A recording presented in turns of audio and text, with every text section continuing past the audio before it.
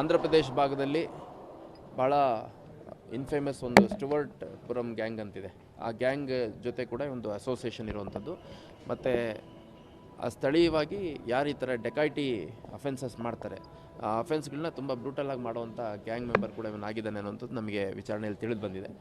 So ಆ ವ್ಯಕ್ತಿಯನ್ನು ಈಗ ಕಿಮ್ಸ್ಗೆ ಅಡ್ಮಿಟ್ ಮಾಡಿದ್ದಾರೆ. ಮತ್ತು ಮೀನ್ವೈಲ್ ನಮ್ಮ ಸಿಬ್ಬಂದಿ ಪ್ರಮೋದ್ ಅನ್ನೋಂಥ ಒಬ್ಬ ಸಬ್ ಇನ್ಸ್ಪೆಕ್ಟ್ರು ಮತ್ತು ಸಿಬ್ಬಂದಿ ಆನಂದ್ ಬಡಿಗೇರ್ ಅನ್ನೋಂಥ ಒಬ್ಬ ಸಿಬ್ಬಂದಿಗೆ ಕೂಡ ಸ್ವಲ್ಪ ಪೆಟ್ಟಾಗಿದೆ, ಅವ್ರಿಗೂ ಕೂಡ ಕಿಮ್ಸ್ಗೆ ಅಡ್ಮಿಟ್ ಮಾಡಿದ್ದಾರೆ.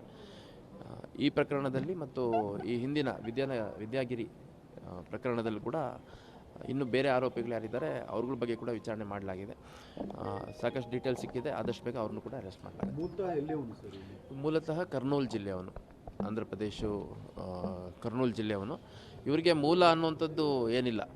ಅವರು ಮನೆಯಲ್ಲಿ ಅವರು ಹೆಂಡತಿ, ಮಕ್ಕಳು, ಅಣ್ಣ ತಮ್ಮಗಳು, ಅವ್ರ ಸಂಬಂಧಿಕರು ಸಂಪೂರ್ಣವಾಗಿ ಎಲ್ಲರೂ ಅವರು ಫುಲ್ ಟೈಮ್ ಡೆಕಾಯ್ಟಿ ಅಫೆಂಡರ್ಸೇನೆ.